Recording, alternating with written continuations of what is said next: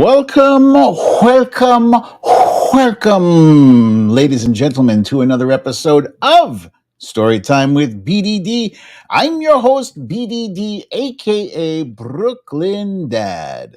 Folks, happy Friday. I can't tell you how happy I am that it is Friday. And here's a fun fact. I was just telling Wifey this. It doesn't feel like it's Friday until I start doing this show. Literally until because see, I don't ever want to lose my youthful enthusiasm about Friday or Friday night. I still have that, right? I still, for some reason, I have that excitement. It's such a small thing, right? But you guys know what Friday means to me. It's pizza and movie night. I don't know why I get so excited about it. If I break it down, it's like, what is it? A frozen pizza. It's turkey pepperoni. It's buffalo wings, and a movie. Most likely it's something on Netflix. But I'm just like, I'm chomping at the bit for it. I can't wait. And that's, I don't know, I guess it's all about the small things. So what's not a small thing is that I'm very grateful and happy that you guys are joining me tonight. Let's see, who do we have at the top? Zelda has reclaimed her throne atop. Hi, Zelda. The Trump Reaper is right behind with Valerie G. There, Foxhill Dreams, Tracy M. Na, na, na, na. Uh, Lucy L. Diane London, who is driving, drive carefully. Shell Paulette, Lulu Girl, Cindy C, Mama AG, and then Candace Toomey, Simon Metcalf. There's our friend from across the water there. Welcome, you guys. Glad to have you. So we have some things to discuss. To review, to go over things that happened this week, things that are going to be happening, some exciting things, some crazy things. So let's do a quick recap and what I like to call stories of the day.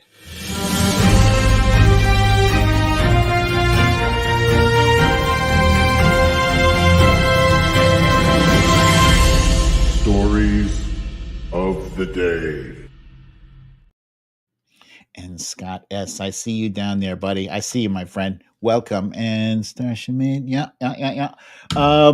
So in our recap, we've got the title is Will Hunter Biden Go to Jail?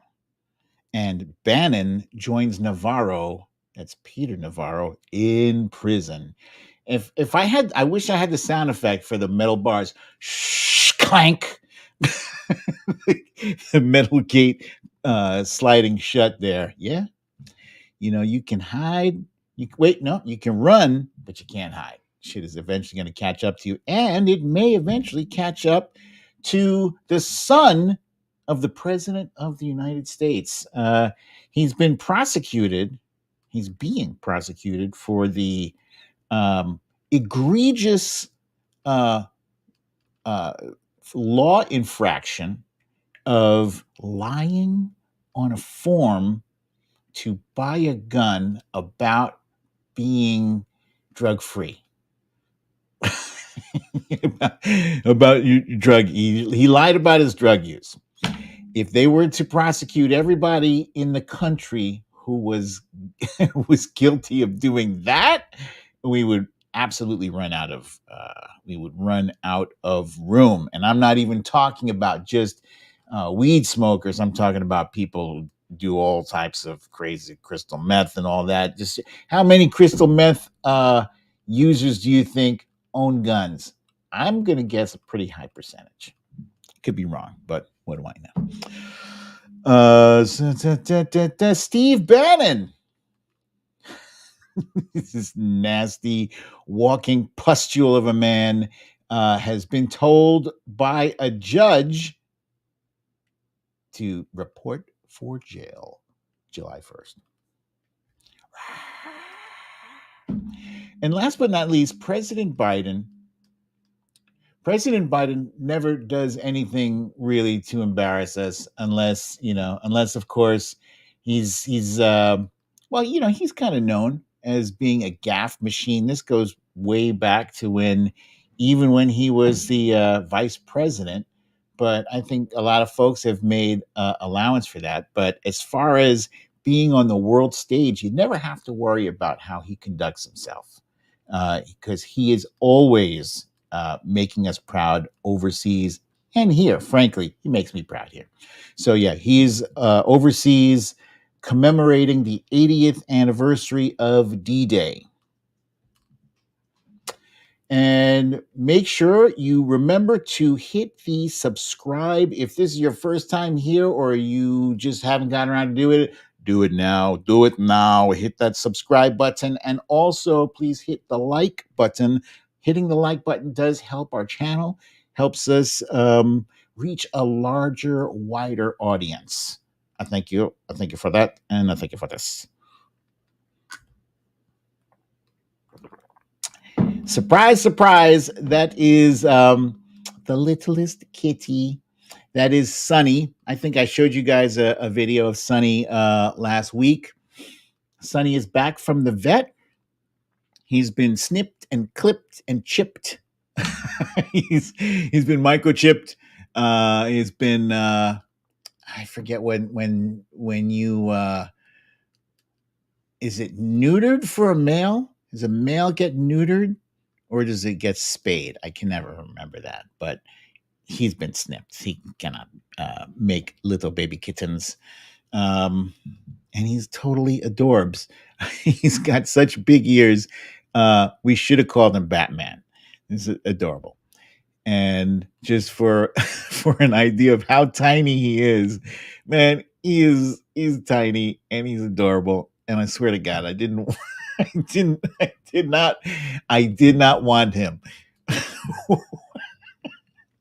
Wifey brought him in because this poor little kitten was left in our yard, mother nowhere in sight, and she didn't want to leave him out there, to the elements, to starve or whatever. And I was like, I put on my most stern, adamant face and tone, and I was like, nope, nope, we got it. No, we just had the thing with the birds, and none of the birds survived, and we don't have space, we don't have money, oh my God.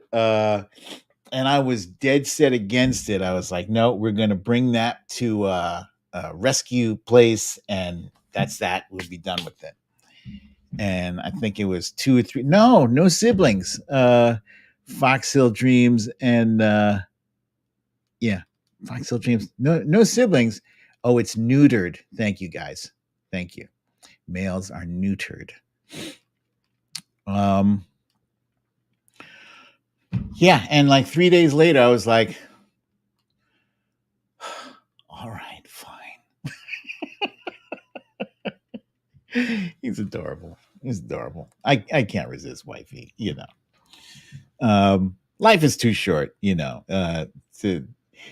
already had him here, we might as well.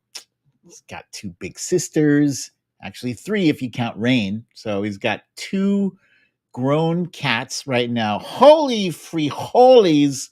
Oh, Zelda, my friend, you were too kind. Thank you so kindly for that generous donation to the show. I appreciate you so much. Thank you.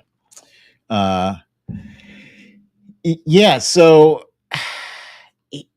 he's got 2 grown cat sisters and 1 grown dog sister. He's the only boy. It should be very interesting.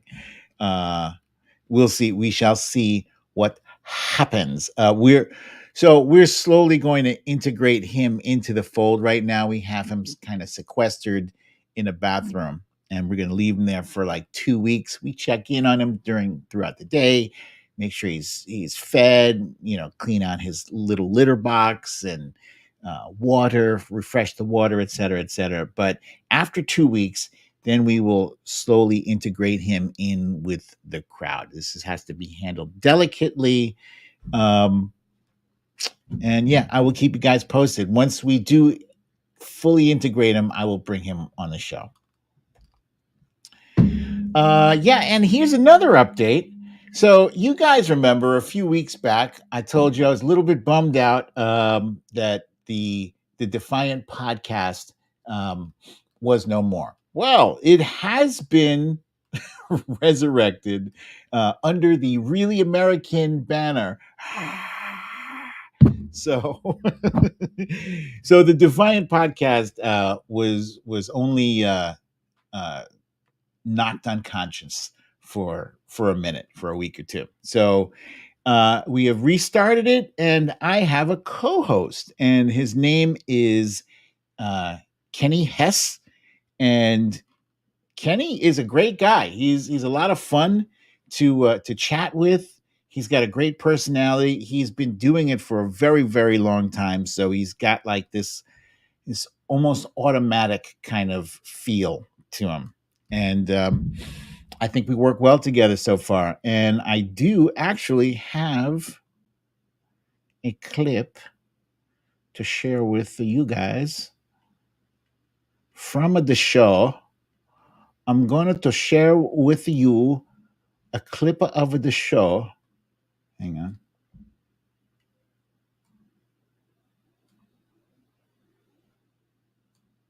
Share screen.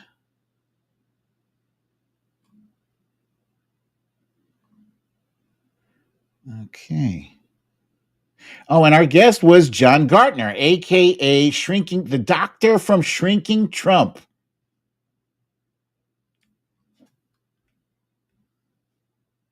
In their last debate, Chris Christie coached Donald Trump. And what was he coached to do?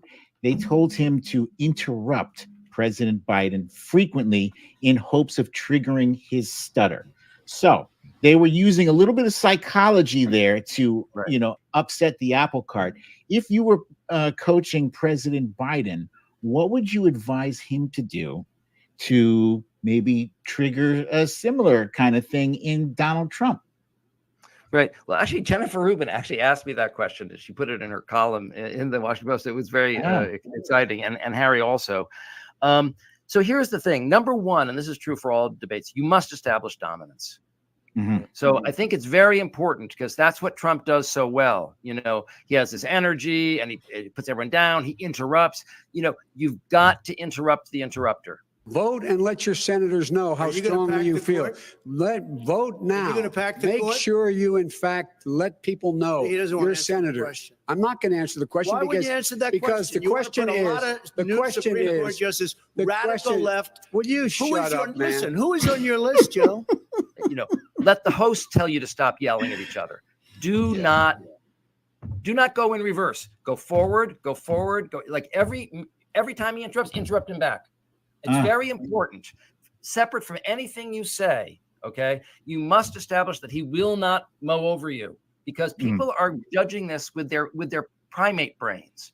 Okay, right. People look at debates, right? The way the people in Planet of the Apes, look at a battle for alpha. They do, and there's a whole book written on this by one of my colleagues, very respected, Drew Weston, The Political Brain. He was actually one of the Clinton's political consultants, and he said basically we judge, we make a primitive assessment on the basis of how strong and dominant the leader seems, because that will keep us safe. You can win or lose at the starting line. In fact, Obama, if you remember, he kind of lost the first debate against. I'll never forget that. Jesus. Right. Yeah. And then he won the second debate. And you know why? Because then he started moving around, right? Because Romney had been more aggressive. You think of Romney as this nice guy, he was interrupting and then Obama started counterpunching and he'd interrupt back and he'd move around and suddenly it was a total different thing, but it was almost on the physical level. So I'm saying, number one, you just got to be like, actually, they say he's on some kind of performance. Yeah, drink a cup of coffee. Get amped up. Okay? Drink a cup of cocaine. Get psyched. All right.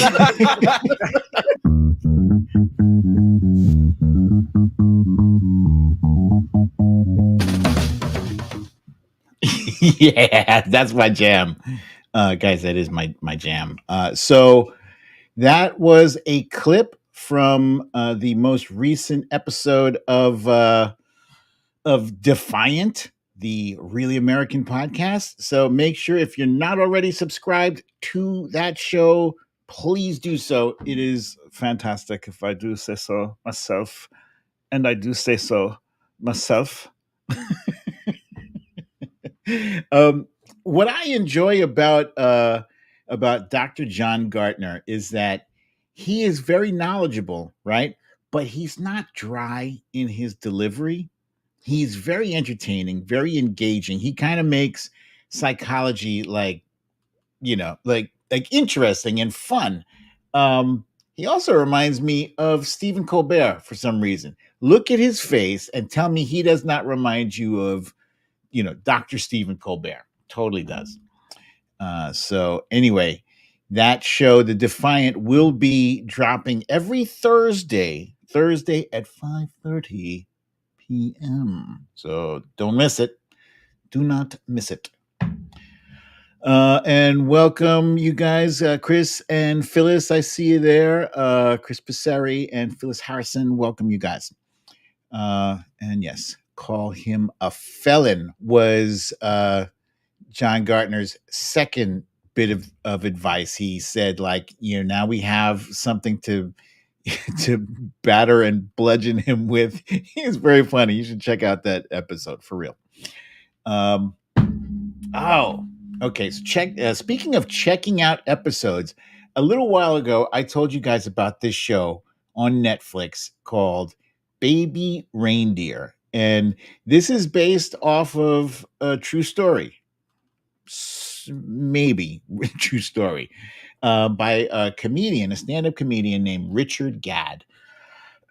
Excuse me. So Richard Gadd was working at a bar as a bartender, and this woman walks, according to the show. All right, according to the Netflix show, and it was like a 7 or 8 part series. He's working at the bar, and in comes this woman named Martha with a very thick, I think it's a Scottish accent, Scottish or Irish. I'm so sorry, I cannot can't tell you which one it was, but she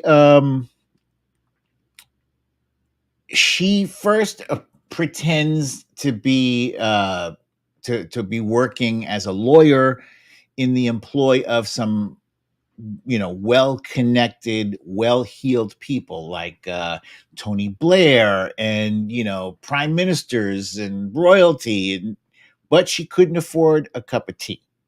So he took mercy or pity on her and gave her a cup of tea on the house. And from that day on, he couldn't get rid of her. She was there every day, and like all day long, he was wondering, how can she possibly get any work done? Anyway, you guys remember the story.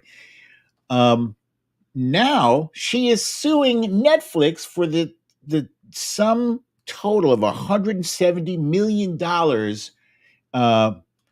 for what she calls defamation. She says that none of this actually ever happened. Now, if you haven't seen the show, it's kind of hard to imagine the extent to which she was gaslighting. Her character was gaslighting and manipulating and just flat out lying throughout the entire show. And it was like frustrating and maddening and terrifying. And I highly recommend it if you can stand it, because it is kind of traumatic. It's traumatic. I will give you a trigger warning. There are some scenes of sexual abuse that are inflicted upon the main character in the show. But yeah, so I don't know if it's really a true story, if she's telling the truth, or if she's just doing what her character did in the show. No idea. We'll have to wait and see how it plays out.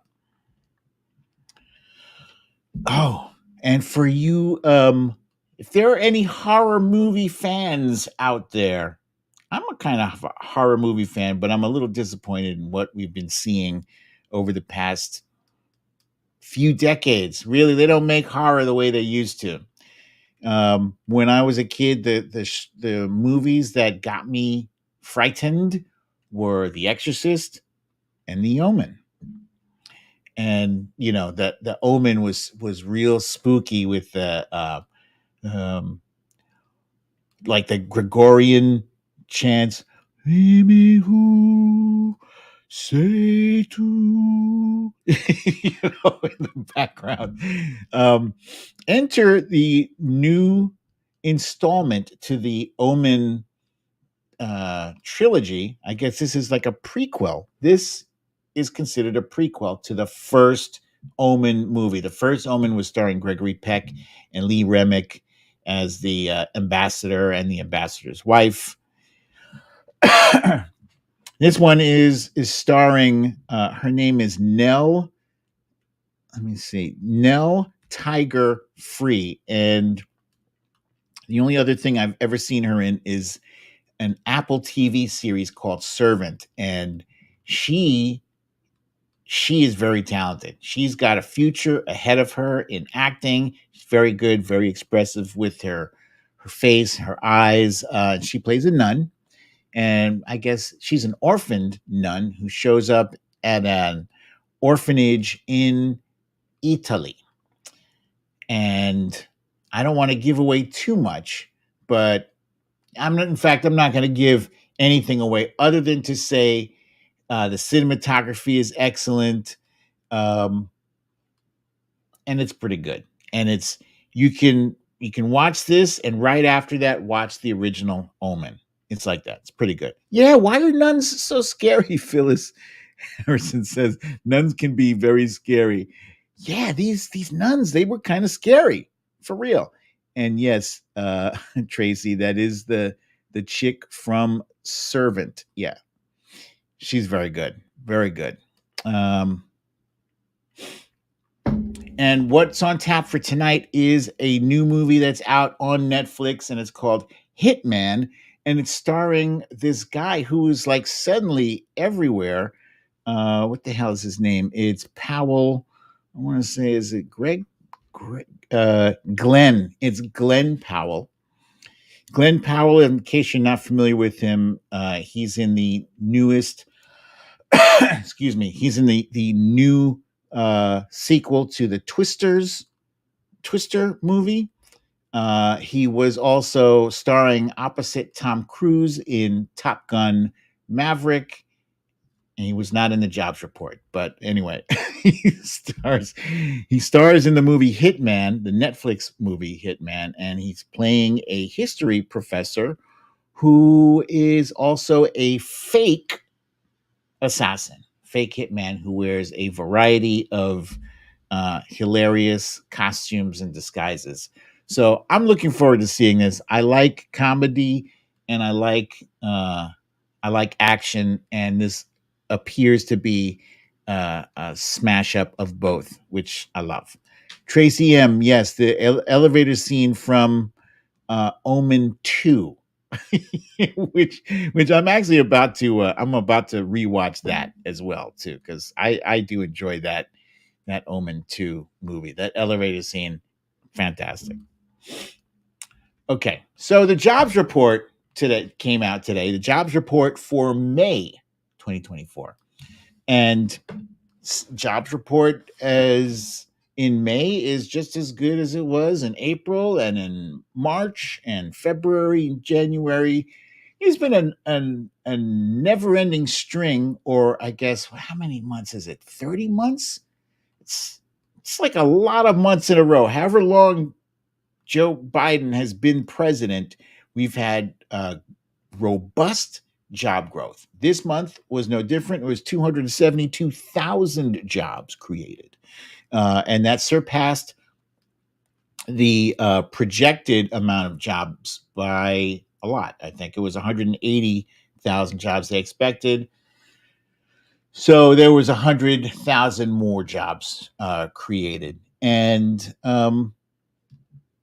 yeah, So the economy is doing well despite what the pundits are saying. Well, American people, you can't tell them how they feel. They have a vibe about how the economy is. What the hell is that? What is that? People are spending money hand over fist. People went on vacations. They bought a shit ton of Christmas gifts. They continue to shop. They continue to spend. They continue to go on trips everywhere. They continue to give Donald Trump somewhere in the neighborhood of $300 million. I don't understand that. You guys may or may not have heard that the Trump campaign announced that they had received $300 million in donations. I don't believe it. And if they did receive that, 200 million, no, nah, nix that. 250 million of that came from billionaires. 99% sure that that's what happened. I'm getting really sick and tired of Republicans' attempt to whitewash the ugly racial history that America did experience. Undeniably, indisputably ugly. And it is even more upsetting when it comes from a fellow Black person.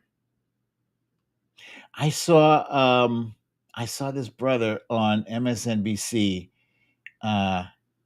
He's got white hair. I want to say his name is Elijah, but it's not Elijah.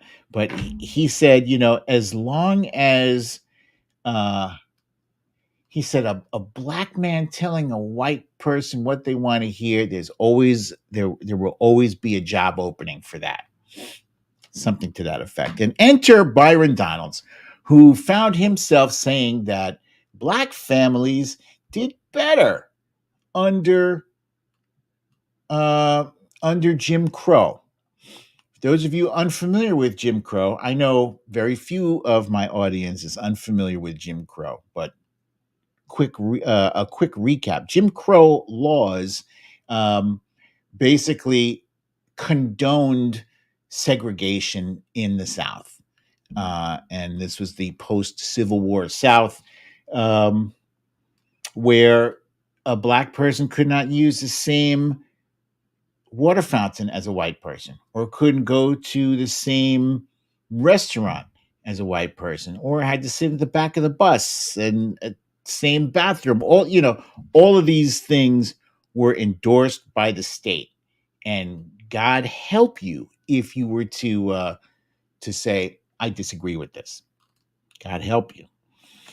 So yeah, he said families stayed together, and Black people voted conservative. And that's interesting because there were so many impediments to Black people voting back in the Jim Crow South. It's ludicrous that he made such a statement. There were poll tax. The poll tax basically would charge a fee. You had to pay for the privilege to exercise your right to vote. And if it wasn't a poll tax, it was a Quizlet thing. You would have to answer a series of questions that basically test your knowledge of things. And unfortunately, 76% of Black people were illiterate, because they were not permitted to learn how to read. So, automatically, right off the bat, so many Black people were disenfranchised. And this jackass, Byron Donalds, has the audacity to say that, oh, yeah, Black people were doing well under Jim Crow. And I appreciate there were several people who came out and put the smack down on Byron Donalds, like Hakeem Jeffries made a very good speech. But I actually appreciated what Abby Phillips, she's a host on CNN. She's more and more often, she is showing that she's not afraid to push back, and she does so professionally, and she's very intelligent and calm. And without further ado, here's what she told them. I'm just trying to have a conversation. I'm going to interrupt you on the facts, Congressman. The Black unemployment rate was the lowest in American history under Joe Biden just last year. The poverty rate for Black people is the lowest under Joe Biden. So you cannot say empirically for Black people that from a financial level, things were better under Trump. There are other ways that you can make this case, but you cannot say that. I'm just trying to have a conversation. I'm going to interrupt. Calm, cool, and collected. Let me share with you what Hakeem Jeffries had to say. This was also fire. Mr. Speaker, it has come to my attention that a so-called leader has made the factually inaccurate statement that Black folks were better off during Jim Crow. That's an outlandish, outrageous, and out-of-pocket observation. We were not better off when a young boy named Emmett Till could be brutally murdered without consequence because of Jim Crow. We were not better off when Black women could be sexually assaulted without consequence because of Jim Crow. We were not better off when people could be systematically lynched without consequence because of Jim Crow. We were not better off when children could be denied a high-quality education without consequence because of Jim Crow. We were not better off when people could be denied the right to vote without consequence because of Jim Crow. How dare you make such an ignorant observation? You better check yourself before you wreck yourself. That's my favorite punctuation, that brother, man. Check yourself before you wreck yourself, boy. I also like his delivery. This is outlandish, it's outrageous, and out of pocket. He's great. It's fantastic. I can't wait to see him as the next Speaker of the House. Thank you, Carol Glynn. Where was I? Oh, yes, that one there. Let's get on to Steve Bannon. Steve Bannon is a really horrible person, and I'm not just talking about the fact that he looks like if herpes had herpes, okay? I'm talking about the kind of person that he is. Steve Bannon does not believe in our American democracy. He wants to actually tear it all down. Before Donald Trump was even elected, he had this whole thing where he was talking about disassembling the entire administrative state. And what does that mean? When they talk about getting rid of the Department of Education and the Department of the Interior and the Department of Environment and all those things, like these are things that matter, and they want to just get rid of them. What are you going to replace them with? Nothing, just chaos. Chaos. Yeah, Starship Mate says, looks like you don't wash right. I swear to God. I swear to God, I was just earlier today. I was like, man, when I see pictures of him, he looks like he stank. He looks like because look on the subways in New York, you get your fair share of unhoused people, and you say there, but for the grace of God go I, because I at one point I too was unhoused, and I'm not going to get into it in detail because there's you guys know people like to take whatever I say and throw it back at me. So, but with that said, when you see unhoused people on the subway, you can smell them, and Steve Bannon looks like he smells like an unhoused person. And yeah, excellent point, Marie. He's rich partially because he grifted the MAGA audience into there was this thing called We Build the Wall, and he took donations and made people think that he was going to take those donations and put them towards the building of a wall. He raised millions of dollars, and he pocketed a cool mill by himself and just used it for whatever. And then he got pardoned by Donald Trump for that bullshit. But Steve Bannon was found guilty of contempt of Congress. He did not show when Congress said, "You bring your ass in here to discuss the January 6th," when this was the January 6th committee, and he didn't go in. And he's entitled to refuse to go, but any lawyer worth his salt would have said there's a process, there's a proper way of going about doing that. And if you don't go about doing that properly, you leave yourself open to contempt of Congress. And if you get found guilty of contempt of Congress, guess what? You go to jail. That's how it is. At least that's how it is if you are not a member of sitting, member of Congress, because we already know plenty of members of Congress have been subpoenaed, didn't show. Like Jim Jordan didn't show.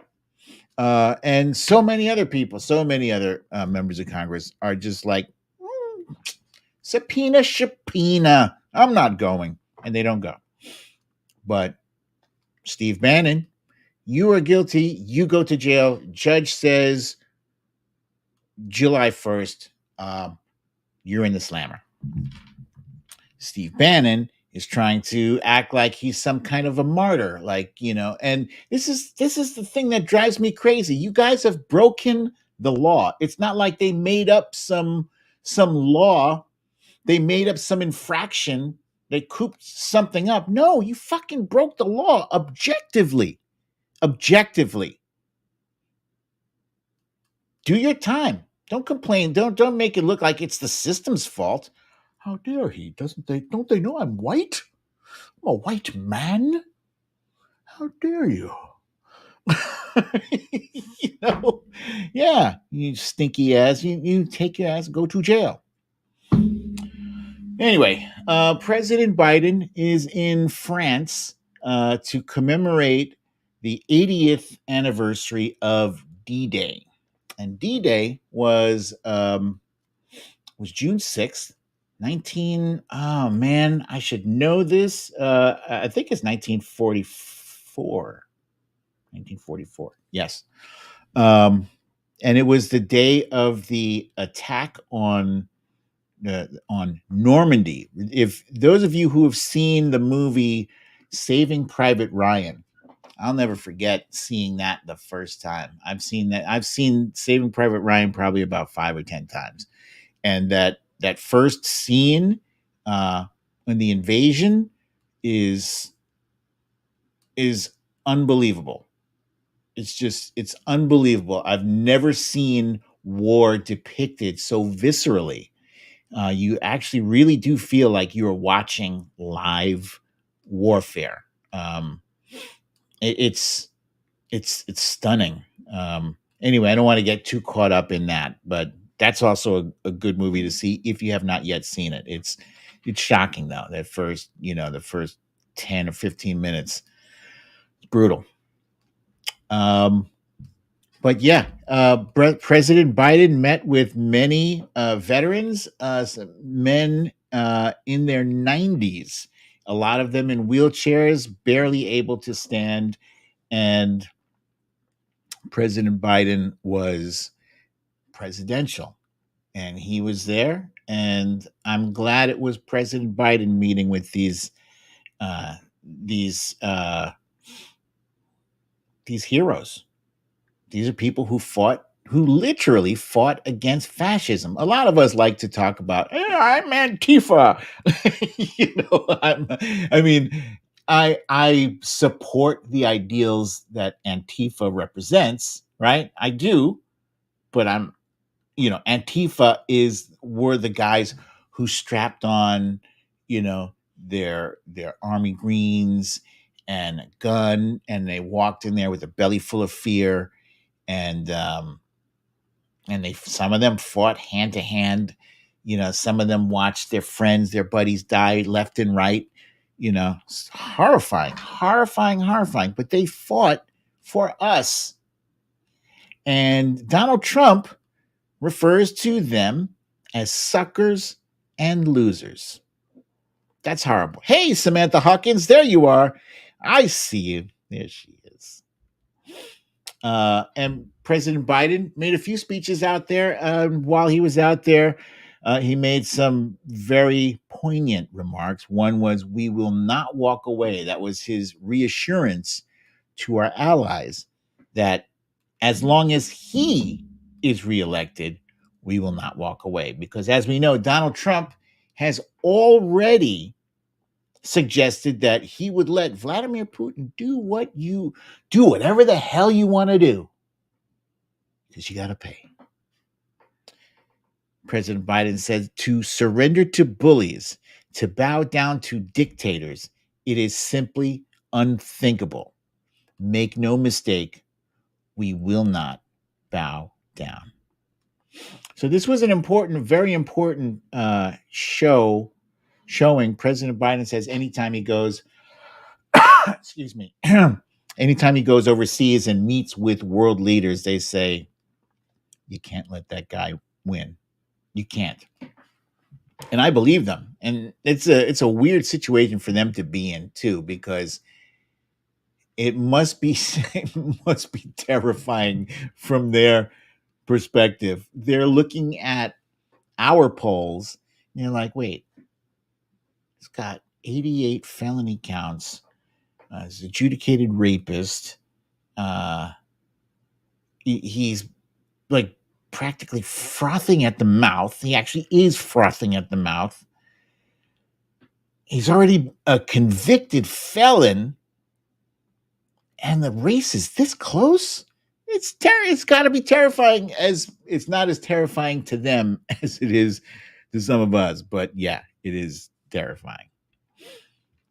Let's talk about Hunter Biden's trial. Hunter Biden is in court, and he's facing serious time. Actually, if he's convicted, he could spend damn it, it's either 17 years or 25 years. It's not a small amount of years in prison if he's convicted on gun charges. And these gun charges, they're not unserious.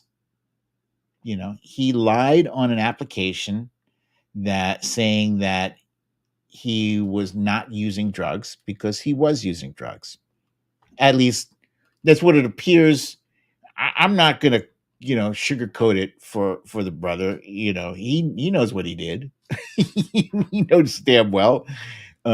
He was in the grips of the disease. He was in the grips of drugs. And man, I got to say, this family has had a rough go of it. The Biden family has had it rough. President Biden lost his wife and his kid early on.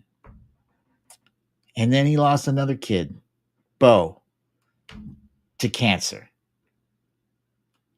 And now his last remaining son he's being battered and abused by Republicans, seizing upon his addiction like fiends, like buzzards, like ghouls. It's no secret. You guys know, it's no secret. I went through, I'm still in recovery. I will be in recovery until, God forbid, the day I pick up or the day I die, preferably the day I die. But when you're in the grips of addiction, the last thing in the world you want is for everybody to see what you're going through. You should be able to go through. That's why they have things like Alcoholics Anonymous and Narcotics Anonymous. These are critical recovery tools, recovery groups that that are anonymous because there is a stigma attached to recovery, whether it's from drugs or from alcohol. There's a stigma. It's embarrassing, you know. I personally, I like to share about my experiences because I would like to help do away with that stigma. I would like to reach people who, at one point in my recovery, I remember thinking to myself, what is even the point? What's the point? I've been through a drug rehab, a drug rehabilitation program where I stayed 29 months in-house residency as a teenager. And then I spent another 2 years clean and sober. And then I started smoking weed. Next thing you know, I tried the hard stuff for the first time. Boom. And so forth and so on. I had, relapse after relapse after relapse. And so, part of a lot of people's recovery story is relapse. And so I was feeling kind of hopeless. And so, when I started sharing openly about my struggles with addiction, I wanted to reach those people out there who had struggled, who had a hard time, putting 2 days, putting 2 clean and sober days together. I wanted to reach out to those people and let them know it gets better. Look at me now. Now I'm like, I'm coming up on, what is this, 21 years. It's a big deal. It is a big, humongous deal. Anyway, I say all that to say that the Biden family is had a rough go of it, and Hunter Biden is facing some prison time. And Joe Biden, his dad, has said that if he's convicted, he will not pardon him. Not easy to say.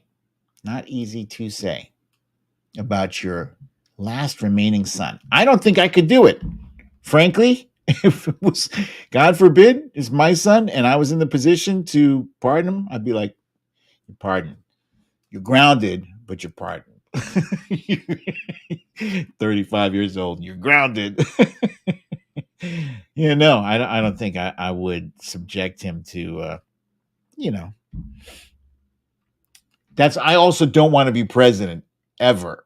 That's a horrible job. I would hate it. But this is a loving family. They clearly love each other. They're very supportive, unlike the Trumps, and I hate to put everything in that in that perspective, but you kind of have to. You kind of have to. And when Trump was in court, his wife wasn't there. Ivanka didn't show up. Everybody showed up for Hunter, and I think if he is convicted, that's going to be really tough on Joe. It'll be tough as hell.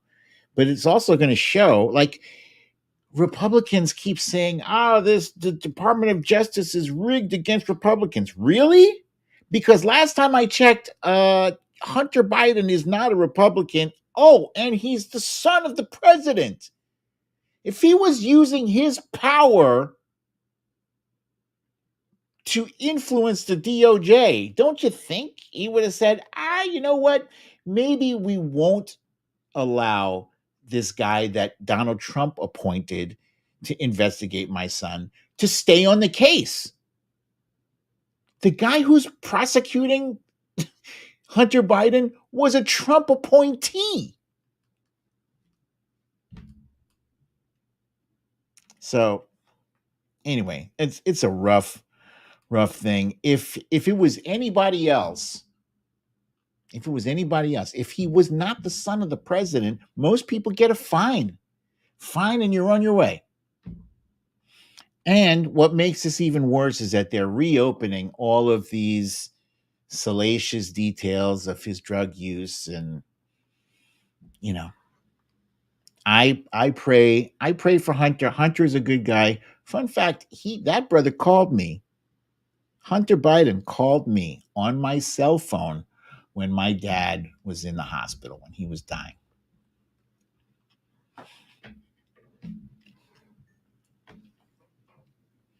Yep. And at first I didn't even know it was Hunter. I thought it was somebody messing with me. I thought it was somebody, hey, this is Hunter Biden. And I hung up. I hung up the phone on him. And then, like, within 15 or 20 minutes, I got phone calls and emails from mutual friends saying, yo, Hunter's trying to reach you. So, yeah, he's a good dude. He's a very good dude. And I pray he makes it through this and keeps his sobriety, because, there's nothing more. Once you've been sober after, going through hell, you don't ever want to lose that. So just don't pick up, Hunter, if you're listening.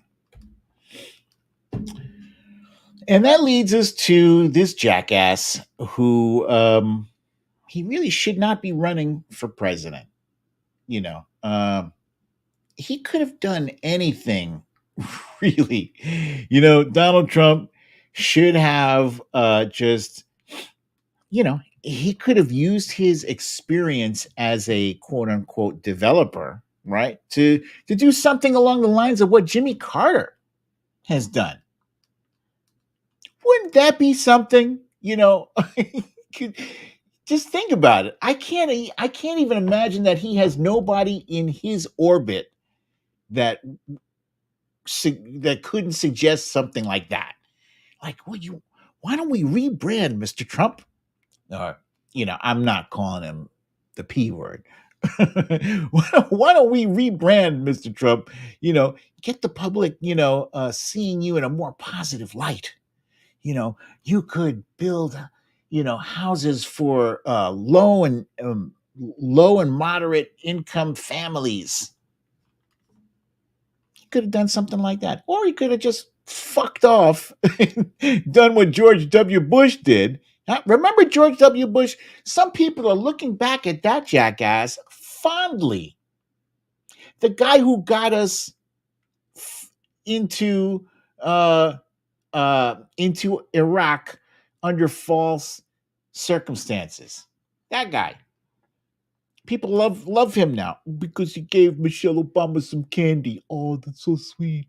Oh, he's such a good guy. No, he's not a good guy, but he did fuck off and to pick up a paintbrush and started painting. Good for you, buddy. Good for you.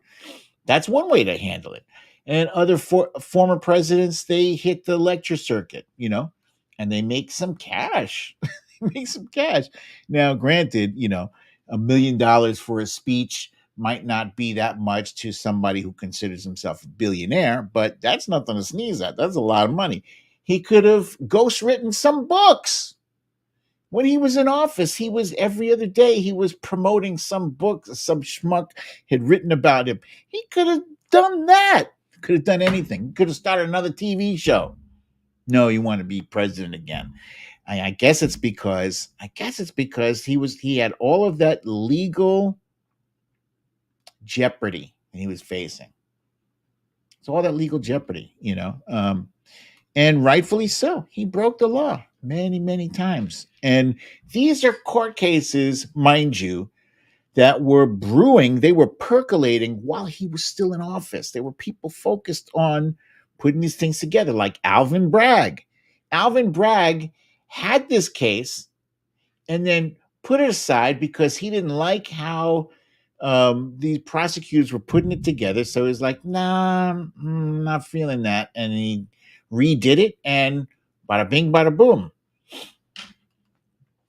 Conviction. Oh, wow. Hey, Samantha Hawkins. Oh, this is awesome. Samantha Hawkins will be celebrating 34 years sober on June 13th. Congratulations, my friend. That is beautiful. That's beautiful. I don't know why I'm so verklempt right now, but that is awesome, Samantha. Thank you for sharing that. Yeah, so anyway, he's got himself into all this legal jeopardy by himself. Nobody told him to break the law. But this is a guy who is accustomed to breaking the law his entire life, his entire career. Nobody checked him. Nobody. And I just want to share with you. So, right now, his only motivation this entire week, he's been interviewed by Hannity. He's been interviewed by the Fox and Friends people. He's been interviewed by Dr. Phil. And he cannot keep the word revenge from coming out of his mouth. And then when he gets a softball interview from a guy like Sean Hannity, who is like his best, you couldn't have a better friend in the press than Sean Hannity. He can't even take the softball, Sean Hannity is trying to soften his edges. And let me just share with you guys how that went down. Oh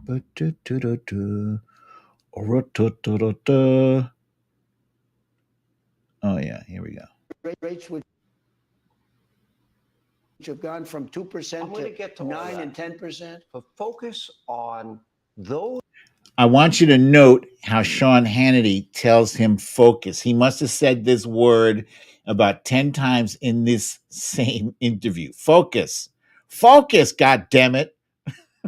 Rates which have gone from 2% to 9 and 10%. But focus on those that want people to believe that you want retribution, that you will use the system of justice to go after your political enemies. So, number one, they're wrong. It has to stop, because otherwise we're not going to have a country.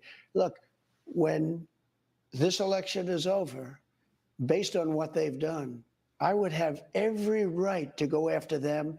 And it's easy because it's Joe Biden. And you see all the criminality, all of the money that's going into the family and him, all of this money from China, from Russia, from Ukraine. During one of the interviews, I said, what about the $3.5 million paid to the Biden family from the mayor of Moscow's wife?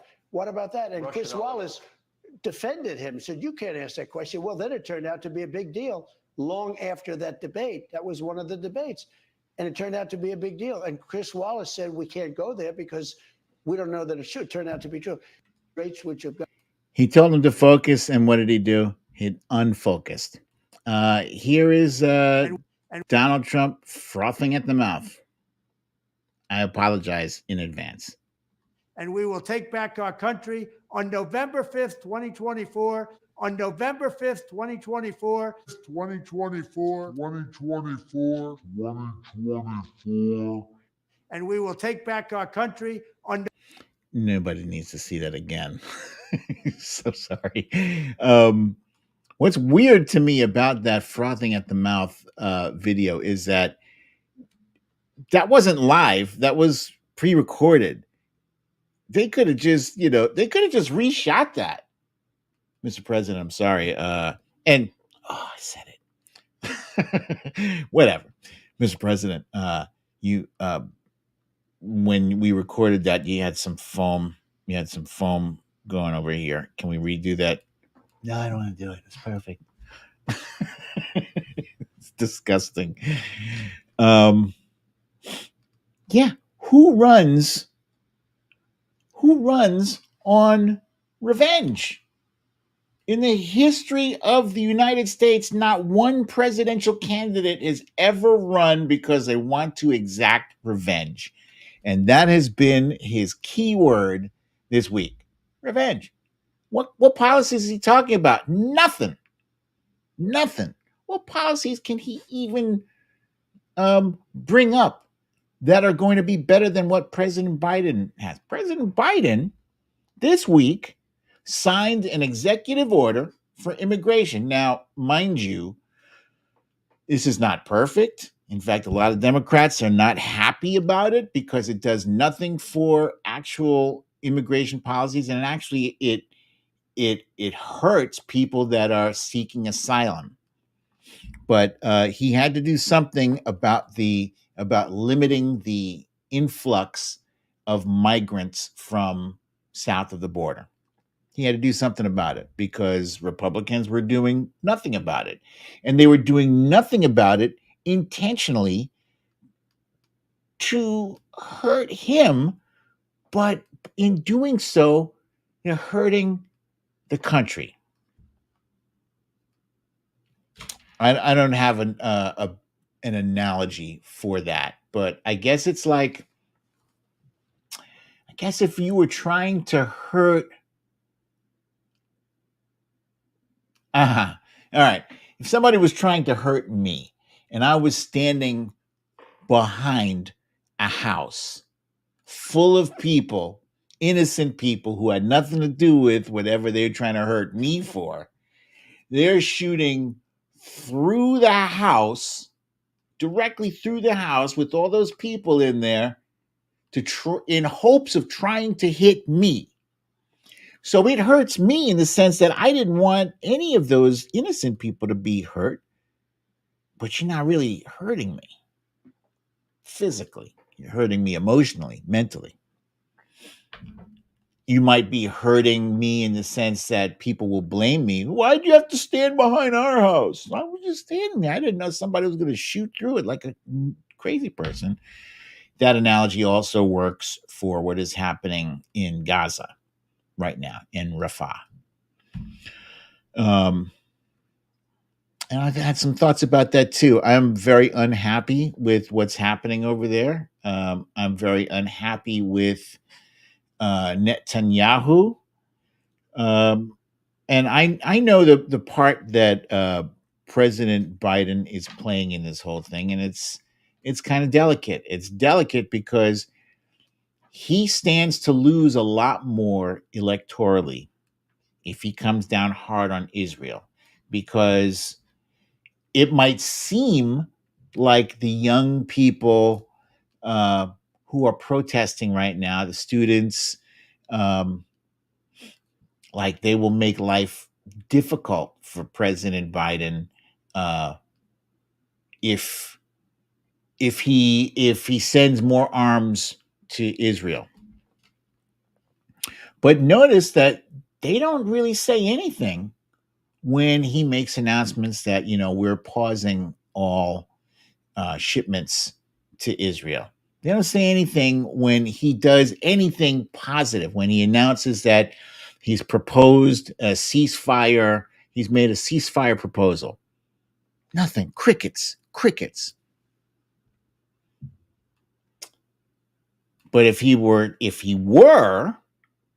to say, okay, no more, we're not shipping anything to Israel, no ammunition, no bombs, no nothing, he might lose a significant slice of voters here in America who believe that we should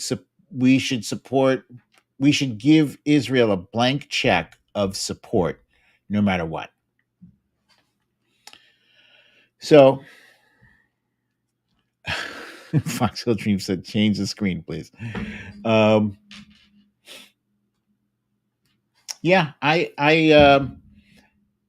do think that President Biden does need to get pressured, to do the right thing. I think he should pause shipments to Israel.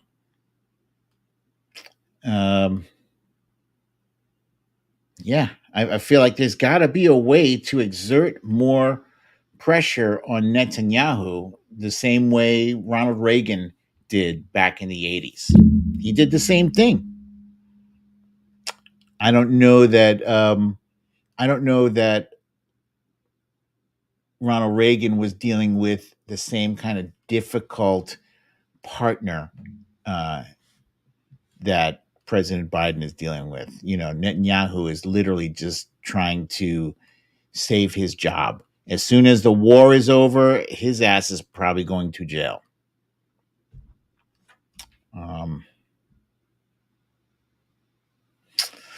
So yeah, so that's the story, and I'm sticking to it, ladies and gentlemen.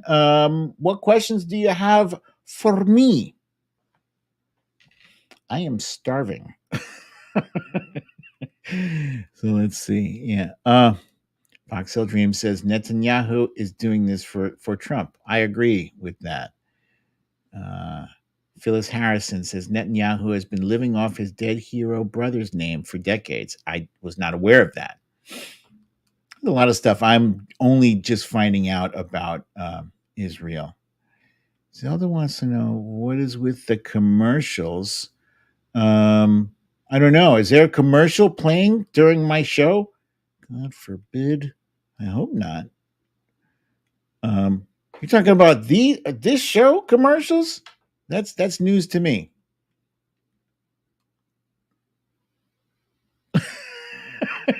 CDC. Cindy C says, "Where is Carnival Row on your watch list now?" Let me fix this. I got my TV right here. Let me do a search. Here's the problem, Cindy. It's not in any of my feeds, right? So I have to do a search for car. Oh, I wonder if this thing works. Hang on. Carnival Row. Oh. Carnival Row.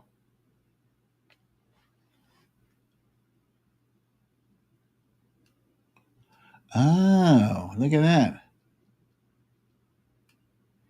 Where is it playing now? It's in Amazon Prime. Cindy, you see what I'm doing for you on live show? Oh, and it says resume. I started watching this. I never made it through episode 1. There's Orlando Bloom, right? All right, this must really be a good show because it's like every episode. Story time. You're asking me what's up with that. Babette says she received a Trump beg for donations a few minutes ago. I don't know how people are still giving him money. It makes no sense to me. He's supposedly a billionaire. Why are you giving that dude money? Makes no sense at all.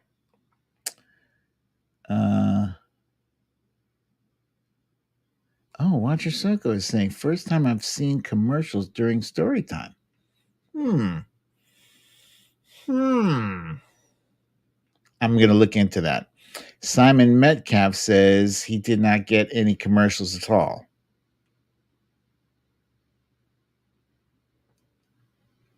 Oh, you want to?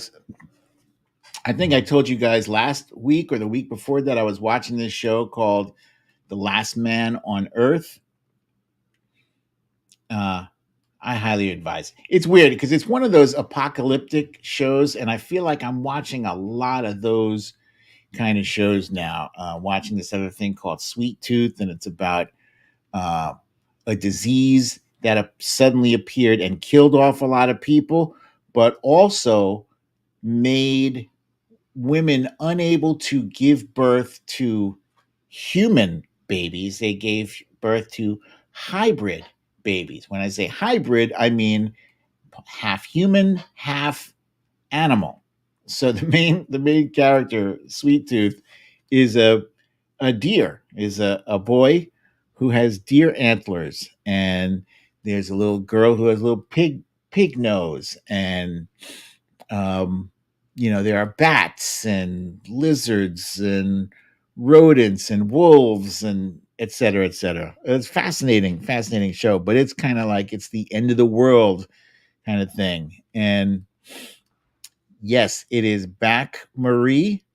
And I think I have 1 or 2 more episodes to go before the whole thing is finished. The common thread with all these movies is that people tend to turn into complete assholes at the end of the world. It's sad. You would think that, okay, most of humanity is gone. Shouldn't we be able to band together and unite? And there's strength in numbers. Let's not be assholes to each other. But I guess resources are at a premium, and human nature is brutal. It's brutal. And that's why the United States is that close to putting a malignant narcissist back in the White House. But we're going to do everything we can to keep him out. Samantha Hawkins, you missed it. The new kitty is doing just fine, smashing. Let me see. He is lovely and sweet. Let's see. No. There he is. that's the new kitty and his ginormous ears. That's Sonny. And that's how tiny he is. He's adorable. Totally adorable.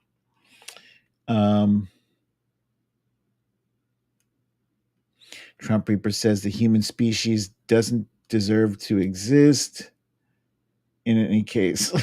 I'm going to have to disagree with you there.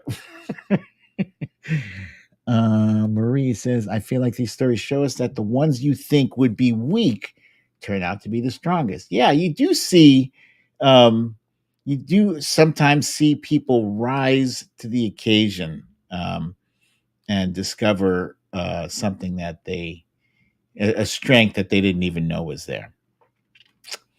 All right, friends. Thank you so much for joining me for another episode of Storytime with BDD. I'm your host, BDD, aka Brooklyn Dad.